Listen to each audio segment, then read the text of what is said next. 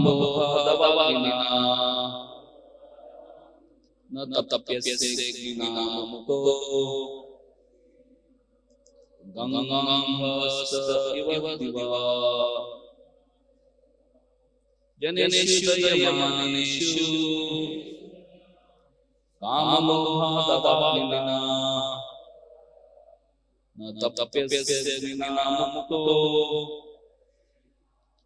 Gangambhasta iva diva Janeshu dayamaneshu Kamohadavagina Na tapyasya gnanamuto Gangambhasta iva dipaha. Yes.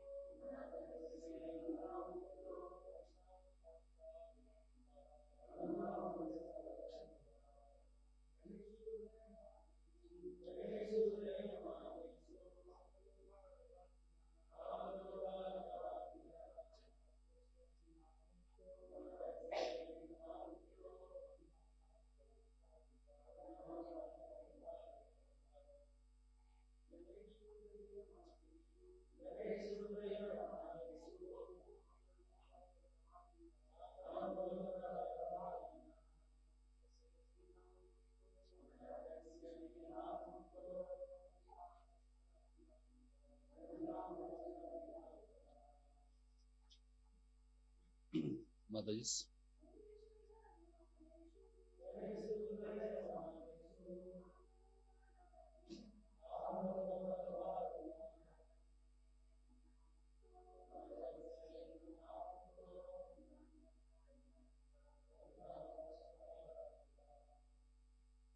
What meaning? Janeshu, all people. Dayamaneshu, even while they are burning. Kama, of lust. Lobha and greed. Dava Agnina, in the forest fire. Natapyase, you are not burned. Agnina, from the fire. Mukta, free. Ganga Ambaha, in the water of the Ganga. Sta, standing. Eva, as if. Dvipaha, an elephant. Translation and purport by disciples of His Divine Grace is Bhaktivedanta Swami Srila Prabhupada. Srila Prabhupada ki jai. Srila Prabhupada disciples ki jai. Translation. Although all people within the material world are burning in the great forest fire of lust and greed, you remain free and are not burned by that fire. You are just like an elephant who takes shelter from a forest fire by standing within the water of the Ganges river. The natural result of transcendental bliss is described in this verse. The young Brahmana was physically very attractive, and his senses were full of potency for material enjoyment, yet he was not at all affected by materialistic lust. This position is called mukti or liberation. Srila Bhaktisiddhanta Thakur explains that within the Ganges flow great currents of water capable of extinguishing a blazing fire. If an elephant maddened by sex desire stands within the Ganges, its powerful cooling currents extinguish his lust, and the elephant becomes pacified. Similarly, ordinary human beings trapped in the cycle of birth and death are constantly harassed by the enemies of lust and greed, which never allow the mind to be completely peaceful. But if, following the example of the elephant, one situates oneself within the cooling waves of transcendent bliss, then all material desires will soon be extinguished, and one will become shanta or peaceful. As described in Sri Chaitanya Charitamrita, Krishna Bhakta Nishkam Ataiva Shanta. Thus everyone should take to the moment of Sri Chaitanya Mahaprabhu and cleanse himself in the cooling waters of Krishna consciousness, our real eternal consciousness. Om Jnana Timirandasya Gyananjana Shalakaya Chakshurunmilitam Yena Tasmai Shri Gurave Namaha. Shri Chaitanya Manobishtam Stapitam Yena Bhutale Swayam Rupa Kadamayam Tadati Swa Padantikam Vandeham Shri Guru Shri Yuta Padakamalam Shri Guru Vaishnavamsha Shri Rupam Sagrajatam Sahagana Raghunathanvitam Tam Sajivam Sadvaitam Savadutam Parijana Saitam Krishna Chaitanya Devam Sri Radha Krishna Padan Sahagana Lalita Sri Vishakhanvitamsha Nama Om Vishnu Padaya Krishna Prishnaya Bhutale Srimate Bhaktivedanta Swami Nidhi Namine Namaste Saraswati Deve Gauravani Pracharine Nirvishesha Shunyavadi Pashyanta Deshtarine Namo Mahavadanyaya Krishna Prema Pranayate Krishnaya Krishna Chaitanya Namine Gaura Tushe Nama He Krishna Karuna Sindhu Deenabandhu Jagatpati Gopesha Gopika Kanta Radha Kanta Namaste Tapta Kanchana Gaurangi Radhe Vrindavaneshwari Rishamanu Sute Devi Pranamami Haripriye Nilachala Nivasaya Nityaya Paramatmane Balbhadra Subhadrabhyam Jagannathaya Te Nama Vanchakalpatarubhyasya Kripa Sindhu Evacha Padidanam Pavanebhyo Vaishnavebhyo Namo Nama Jai Sri Krishna Chaitanya Prabhu Nityananda Shri Advaita Gadadhara Sivasadi Gaura Bhaktivinoda Hare Krishna Krishna Krishna Hare Hare Hare Rama Rama Rama Hare Hare Hare Krishna Krishna Krishna Hare Hare Hare Rama Rama Rama Hare Hare Hare Krishna Krishna Krishna Hare Hare Hare Rama Rama Rama Hare Hare.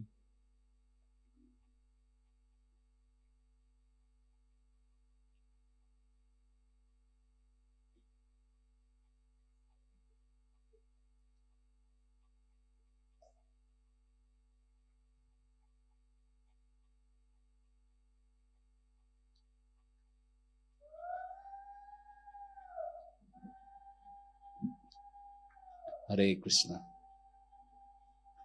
I seek blessings of all devotees assembled here so that I can speak something for my own beautification. So here we are discussing on beautiful chapter of 11th canto. Lord Krishna instructs Uddhava. This is also called as Uddhav Gita, and this is one of the very big section of 11th chapter, or 11th canto of Srimad Bhagavatam. We see Krishna instructed Arjuna in Bhagavad Gita. It is only 700 verses. So it's spoken on the battlefield where there's question of life and death, and there was not much time. So in a sense, Krishna explained the message. Same message is explained by Krishna here to Uddhava, but it is little more elaborately, with more examples, with more stories. So here today we are seeing Krishna's recounting meeting of Maharaj Uddhava, Maharaj Yadu with Avadut Brahmana. And so we see in Bhagavatam, in one story there is another story, in another story there is another story, in another story there is another story. So it's like cascading, like one bracket, another bracket, another bracket, like that. No? So there is story in stories, you know.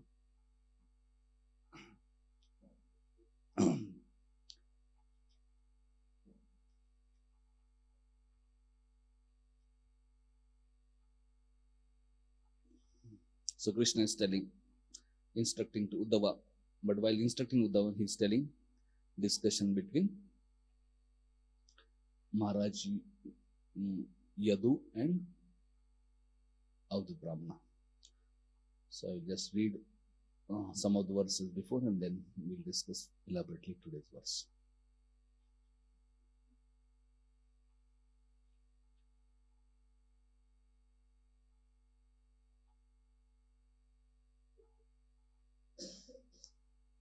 Krishna is telling to the, although I, the Supreme Lord, can never be captured by ordinary sense perception, those situated in human life may use their intelligence and other faculties of perception to directly search for me through both apparent and indirectly ascertained symptoms.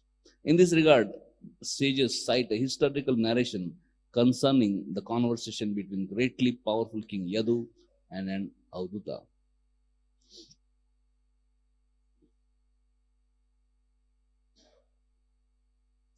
So Lord Krishna narrates this story to Uddhava to show how one's rational intelligence can be utilized in Bhakti Yoga to acquire Vedic knowledge, and how ultimately intelligent person will surrender to lotus feet of Krishna. Bahunam Janmanam Jnanavan, one who is intelligent person ultimately will come to Krishna. So Maharaj Yadu once observed a certain Brahmana, Avduta, who appeared to be quite young and learned, wandering about fearlessly. Being himself most learned in spiritual science, the king took the opportunity to inquire from him as follows. It takes one to know one. If one is intelligent, he can understand who is intelligent. Foolish person cannot understand the great person. Because Yadu himself was a great personality. So he could understand this person is also a very great person. He understood he is a very saintly person, and let me take advantage of his association. Let me ask some questions to him and get enlightened. So Yadu started speaking to that Avdut Brahmana. He said, "Oh Brahmana, I see that you are not engaged in any practical religious activity, and yet you have acquired a most expert understanding of all things and all people within this world. Kindly tell me, sir, how did you acquire this extraordinary intelligence? And why are you traveling freely throughout the world, behaving as if you are a child?" Generally, human beings work very hard to cultivate religiosity, economic development, sense gratification, and also knowledge of the soul. And their usual motive is to increase the duration of their lives, acquire fame, and enjoy material opulence. So people generally work very hard for all these things. But I see that you are not working hard. You, however, although capable, learned, expert, handsome, and most eloquent, are not engaged in doing anything, nor do you desire anything. Rather, you appear stupefied and maddened as if you were a ghostly creature.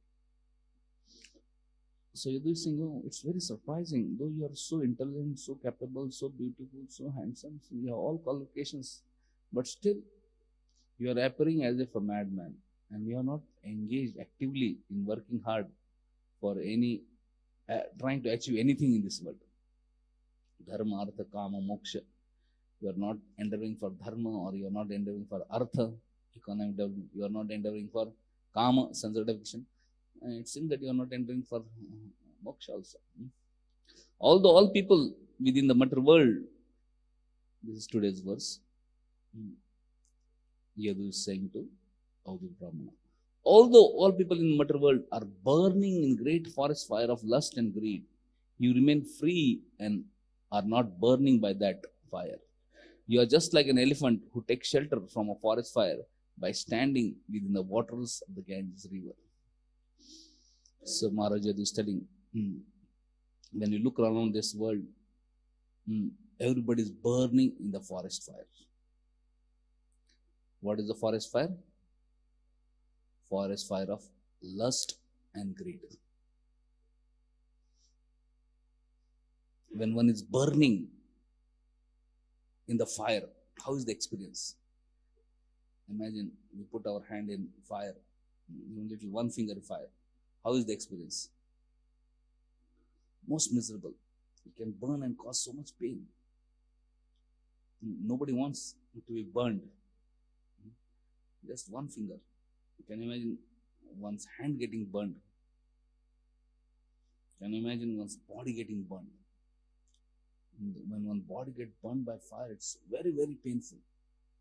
We saw one recently, a few months back, one devotee was somehow got fire and his whole body got burned. Very, very painful.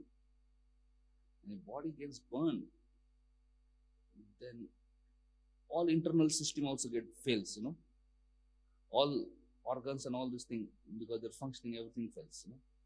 This skin maintains the temperature, maintains a lot of things. But if skin is burned, in all internal organs also will fail. Uh, mm, so, and then it's very difficult to survive. So, person gets 90% burn or something like that. Then even if he has no other disease, everything may be fine, but everything, all his organs, everything will fail and he will die. It's very difficult to say. So this Yadu Maharaj is saying that everybody is burning, not in ordinary fire. Sometimes ordinary fire, we get little burn, we can run away. Here in this room, fire is there, we can go to another room, But forest fire, one is caught up. No matter wherever he runs, there's fire everywhere. So, in India, it's little rare to see forest fire. But in America, forest fires are always going on. In last time I went to San Francisco, there actually see always forest fire are burning. And there are some places continuously going on. Even big parks sometimes, there are forest fire, and then there are big fire brigade come and they try to save, but difficult.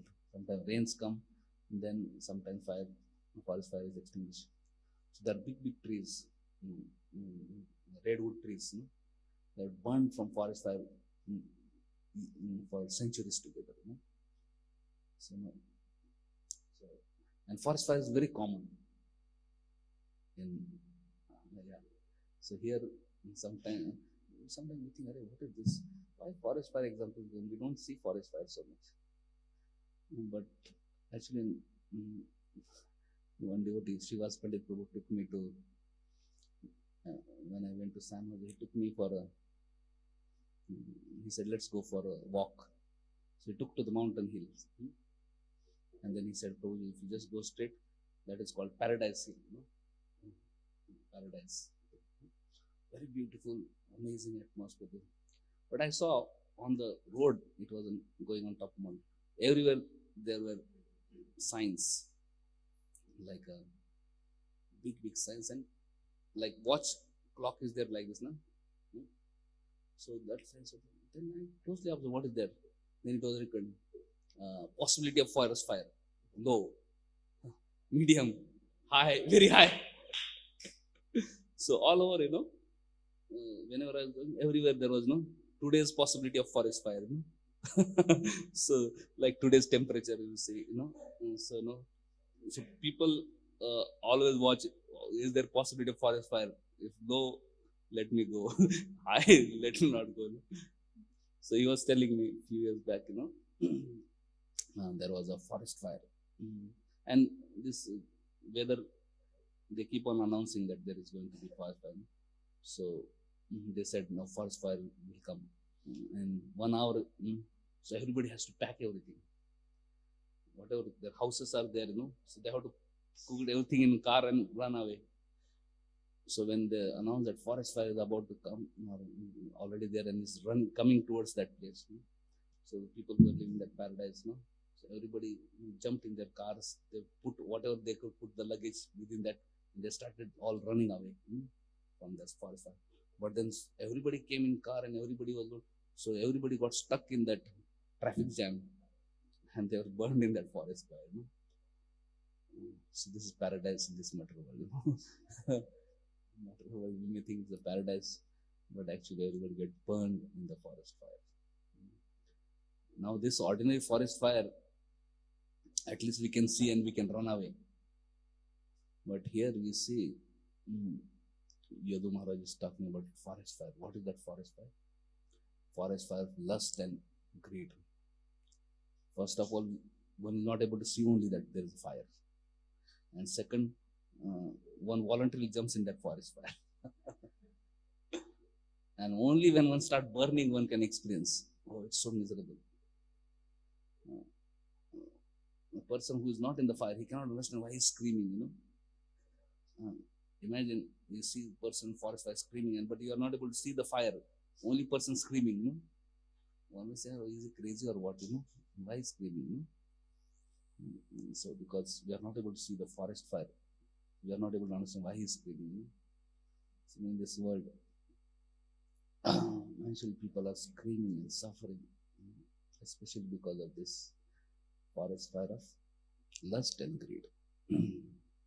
Chaitanya Chadma explains that originally there is love in heart of all living entities, love for Krishna.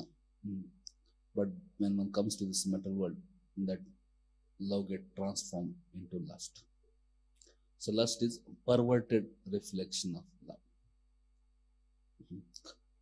So when lust is fulfilled, it transforms into greed. And when lust is unfulfilled, it transforms into anger. So all these things are related. Lust, greed, and anger. You see people say, oh, I'm so angry. So lust, greed, and anger, they are actually burning everybody. And lust is ultimately born out of ignorance. Because people think that these bodies, they think they are this mind, they think they are intelligence, they think they have their whatever false identity they have got, they think they are there, and then they want to gratify that.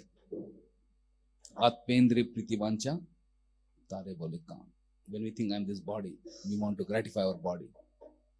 Eat nice foods, see nice objects. So, similarly, sometimes some people think, oh, I'm this mind. They take mind very seriously. My opinion, my thoughts, my ideas, my feelings. And they are driven by that. And so, trying to satisfy our mind, trying to satisfy our intelligence, our ideas. Yeah, Shishimita Gauranga Puja, Srila Prabhupada, being attached to our ideas and trying to fulfill our ideas. Sometimes people say, oh, Prabhuji, I'm not getting some intellectual kick. Too simple thing, I want some intellectual kick, this thing, They want to satisfy that, or satisfy false ego. Ego means to prove how I'm better than others. Ego is such a thing. It can make fool of everybody. And so, like even small child, if he jumps from little step and you say, oh, wonderful, Jai, great. You will say, oh, what, this step I can jump from more higher step. You may jump from higher step, Say, Jai, wonderful, Even he said, what this? I can do even better. He may jump even higher. And when he jumps, he may get great hurt. But if you clap, Jai, he may not cry. He may think, what is this? So, even it's paining, he will tolerate it when people are clapping. And if you clap, person can jump from top and die also. For sake of getting appreciation from people, people are ready to die also. Most of the people, foolish people, glorify, clap, and then they get so enchanted and they're ready to sacrifice their lives also. Most of the people, what is inspiring them is this reward, appreciation, recognition. And for sake of recognition, they give their lives. Sometimes for foolish cause also. People may think, oh, I'm doing service and all these things. But actually, they're not doing service selflessly. They're doing many times service because that is being appreciated and glorified. People give life for the society, life for nation, life for country, life for most of them because there is that great juice of recognition, appreciation. And for that sake, they can give life also. What a great person. And so I'm so great, I can give life also. False ego is such a thing that one can happily, proudly give life also. But actually that is lust only. Because they don't know it's lust. They think they're doing selfless work, but actually people are motivated by name, fame, glory. What all things people do. I heard many people die for making some selfie, making some videos and something, they want to have such some special thing, for that they take so much risk, they die also. So you may think I'm doing some wonderful service for society, nation, world, humanity, all this, but actually it is lust only. It's not selfless service, because deep in the heart, one is motivated by name, fame, glory. Same old story. Same old story of lust only. But this is extended lust. One is concentrated lust, one is extended lust. So this lust is a very powerful thing. And as long as we are stooped in ignorance, thinking ourselves with body, thinking ourselves to be mind, or thinking ourselves to be intelligence, or thinking ourselves to be, some false identity. I'm a doctor, I'm engineer, I'm lawyer, I'm soldier, I'm this, I'm that,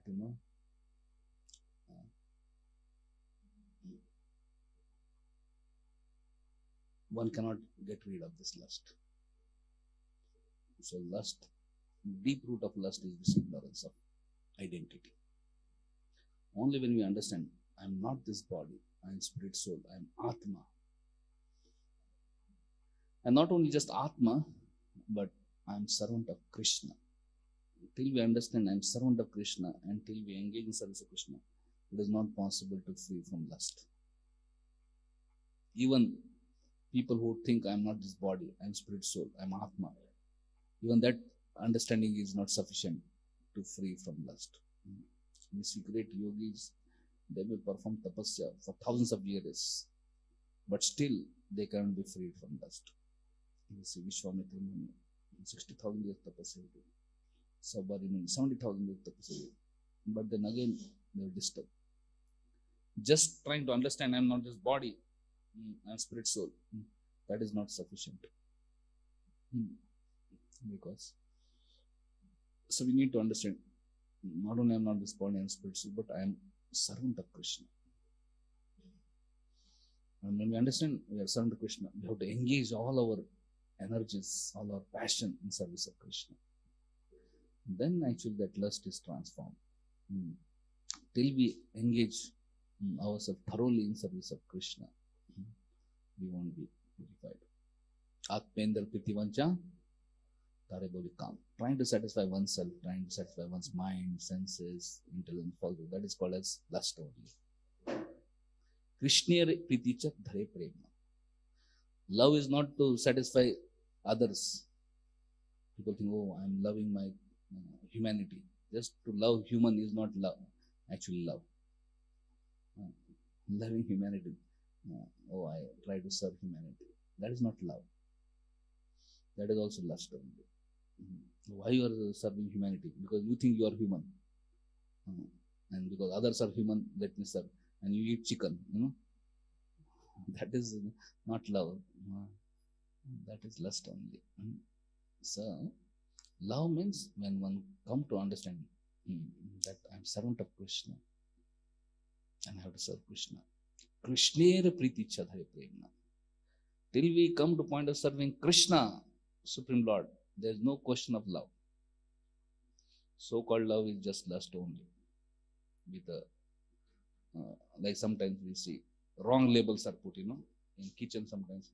Salt may be put a label as sugar. And then you take that so-called label sugar and put it in milk and you drink it. How will it taste? It will taste salty because it's salt. Label is sugar, but it's actually salt. Similarly, we may call something as love, Desh Prem, Kali Prem, this Prem, humanity Prem, but actually it's lust only. And that will cause burning in heart. That will cause misery in heart. That will cause great pain in heart. That will cause a lot of frustration in heart. That will not have a cooling effect. But when one comes to point of understanding, I'm not body, I'm spirit, soul, and I'm servant of Krishna, and when try to serve Krishna, immediately one can have cooling effect. Even without one's knowing it.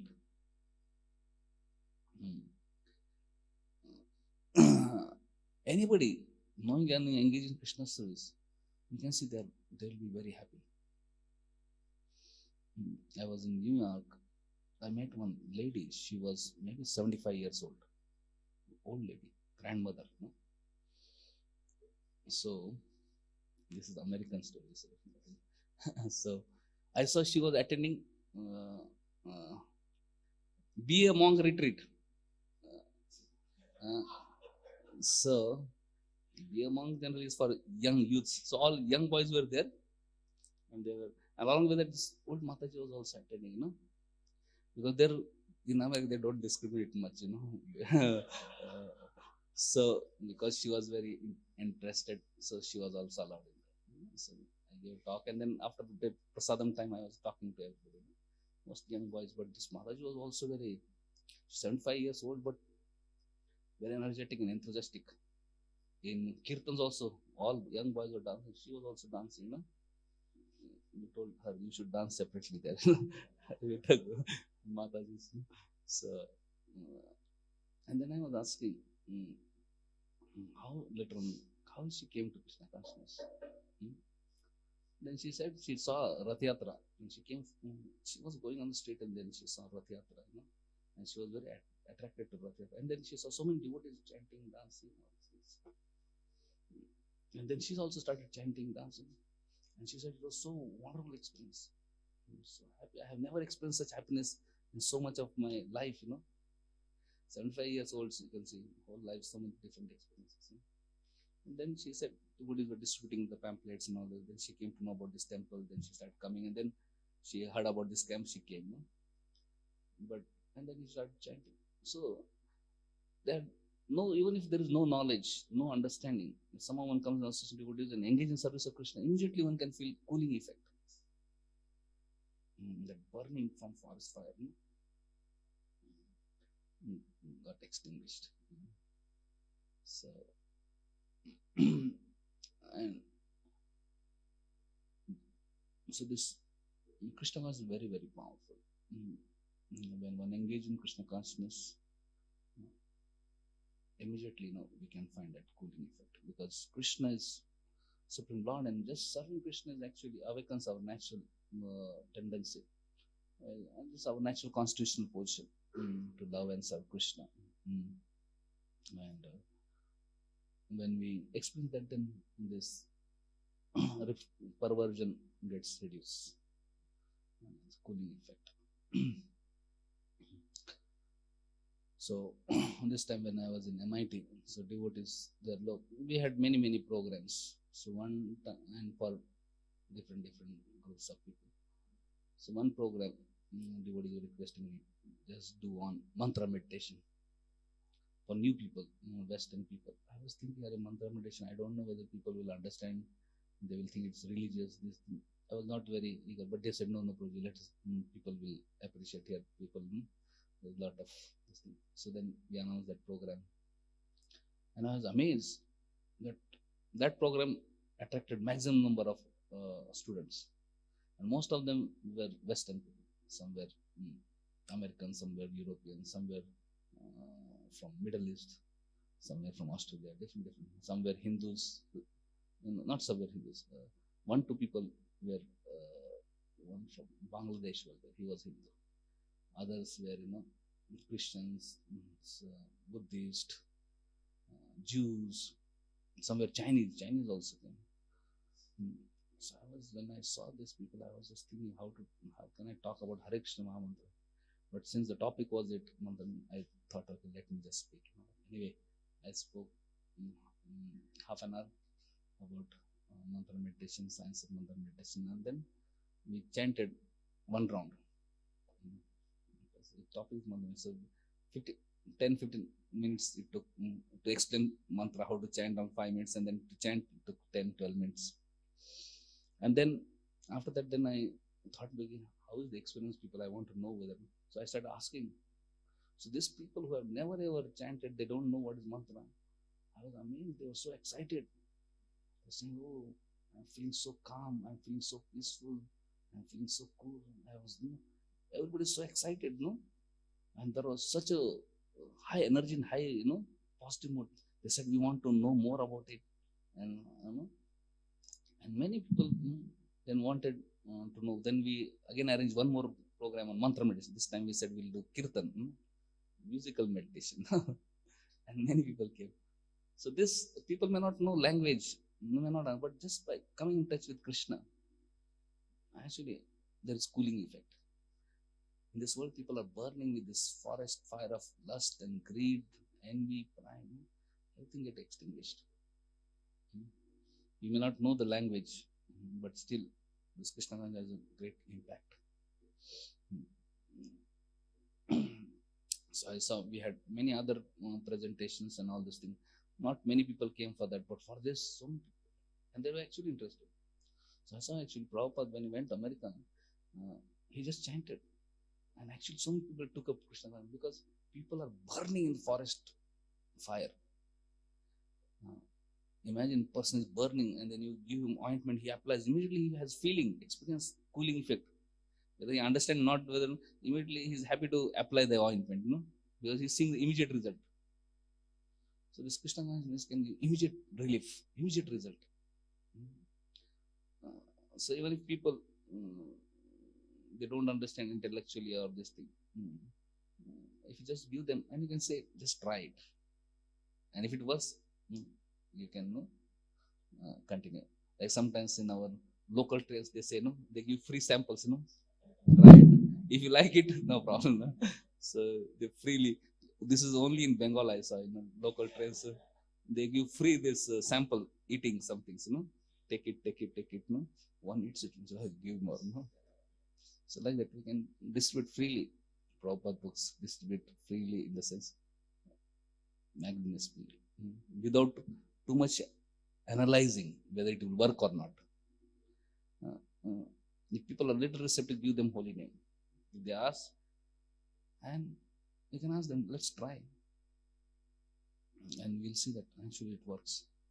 The holy name never fails. I have never seen holy name failing. Anybody comes, if they're too miserable, too difficult, sometimes we are not able to understand how to help. Just tell, chant Hare Krishna, everything will be better. And actually it works. Because Hare Krishna is Krishna himself. Krishna is personification of love. You can completely extinguish the forest fire of lust and greed and envy. The person can feel cooling. So we are not able to see that fire of lust externally with our eyes, but people are burning. Similarly, we may not be able to see holy name, the impact, how it has cooling effect, but people can experience it. So here Yadu Maharaj is asking this Avadhuta, hey, I'm seeing everybody burning forest fire, but you are very peaceful.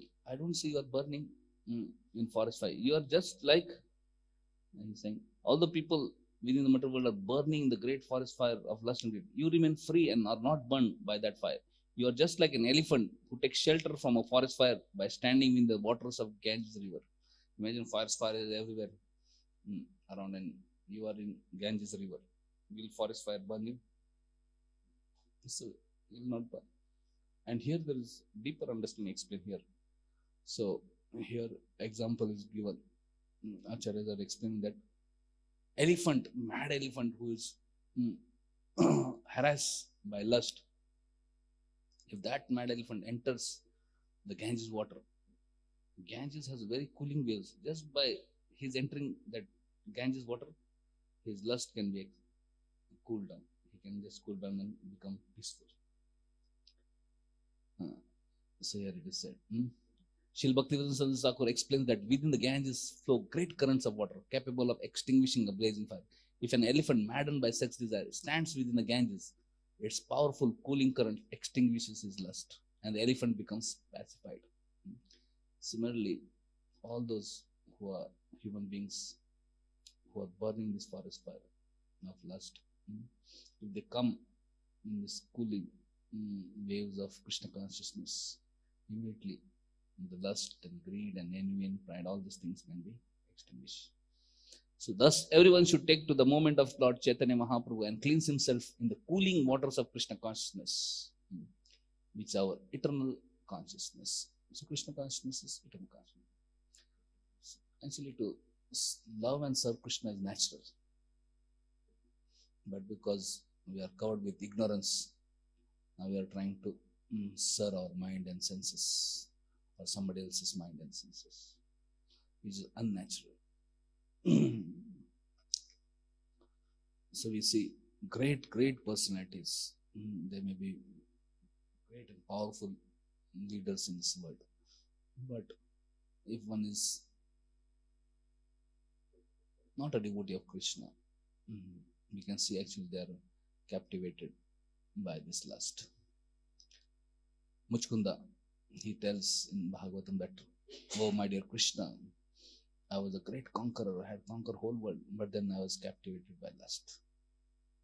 We may conquer whole world, but then we can get captured by lust. Lust is the most powerful enemy. We see there were two great demons, Sunda and Upasunda. They were blessed by, they performed a lot of tapasya, and they were blessed by Brahmaji that nobody can kill you except yourself. Like, these two brothers, they were brothers and great friends. They performed great tapasya together, and then they asked for immortality. Brahma said, I cannot give you immortality, but I can bless you that nobody in this world can kill you except both of yourself.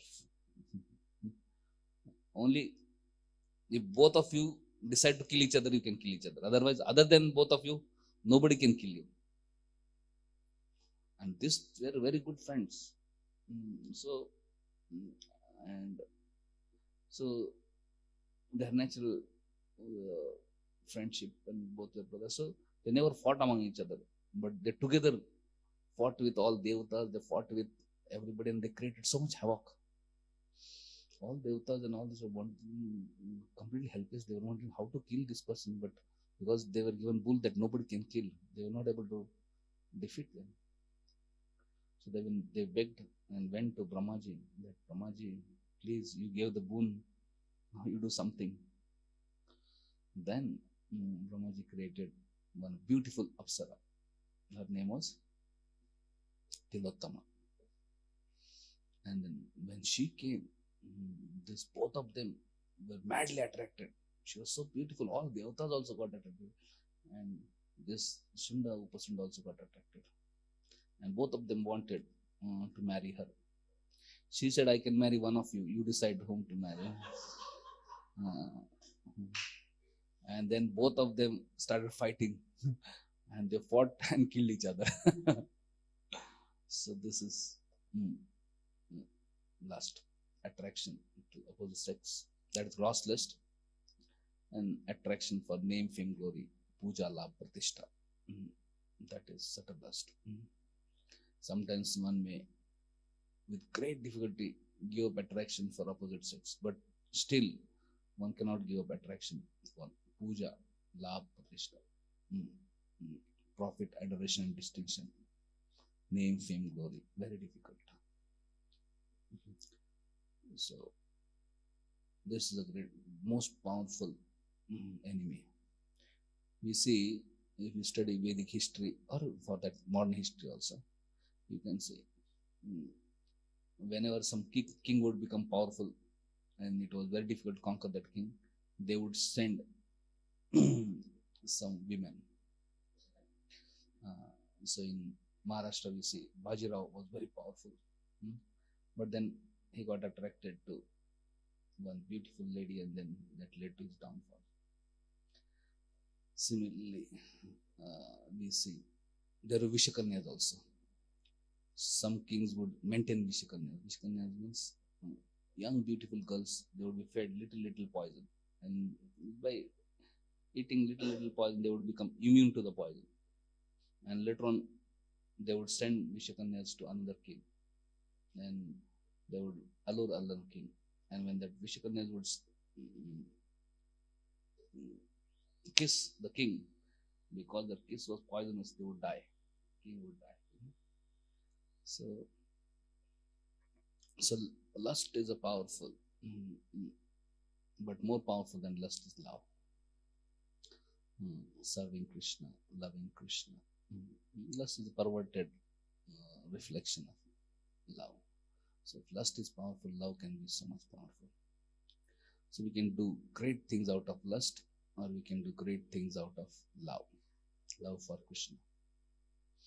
We see great devotees like Haridas Thakur, but love for Krishna, they couldn't be attracted by lust, couldn't be attracted by ordinary name, fame, glory, all these things. We see even Srila Prabhupada, he traveled on the world, did so many wonderful things, but he was not captivated by gross lust or subtle lust, because he was always engaged in loving service of Krishna and spreading Krishna consciousness. So yes, here we see Yadu could understand this great Avanti Brahmana, who is very qualified. He is not trying to enjoy himself, rather he's relishing higher pleasure, spiritual pleasure, Krishna conscious pleasure. And therefore, Yadu is asking, how is that you are, and later on we'll see how Avadut Brahma will explain his secrets. Thank you very much. Hare Krishna, Krishna Krishna, Hare Hare, Hare Rama, Rama Rama, Hare Hare. Anybody has any comments, any questions? We can take for a few minutes. We have a few minutes. Yes, Arvind Gopal Prabhu.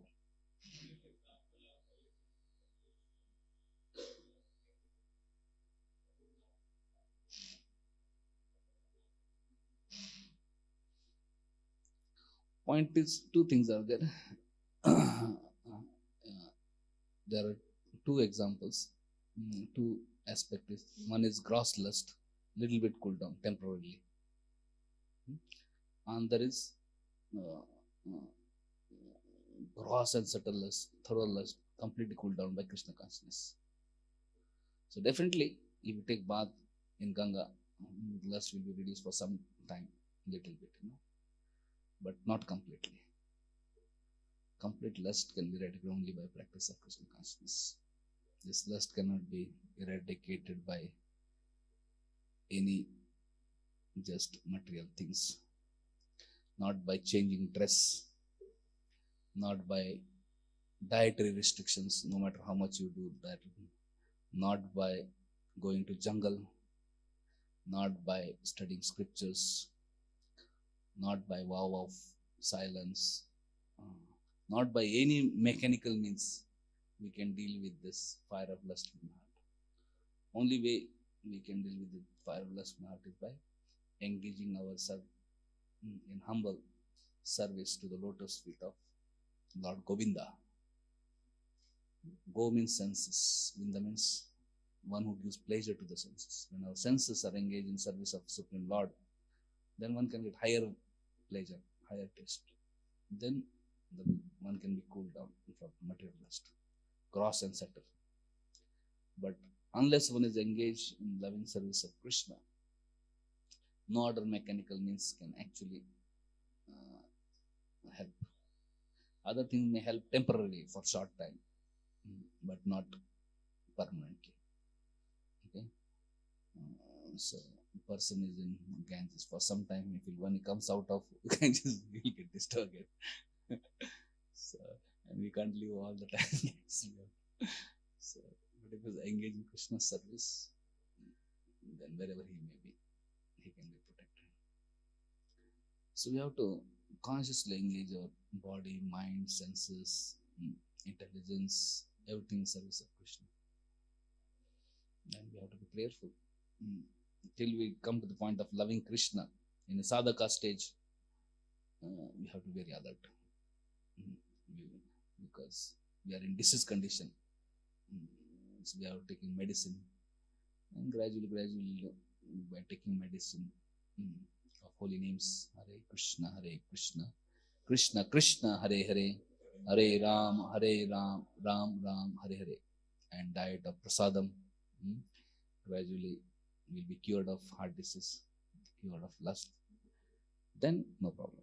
But till we are in disease condition, we have to be careful. Brahmacharya is like we are in ICU. When person is very diseased, he is put in ICU.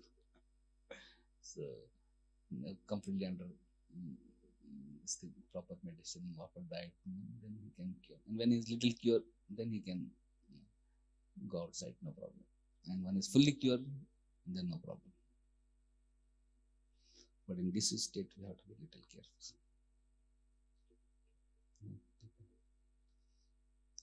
Especially in modern times, where there is social media and internet and all those things. So work will be distracted very much. So we have to save ourselves from this. Therefore, we need association of devotees.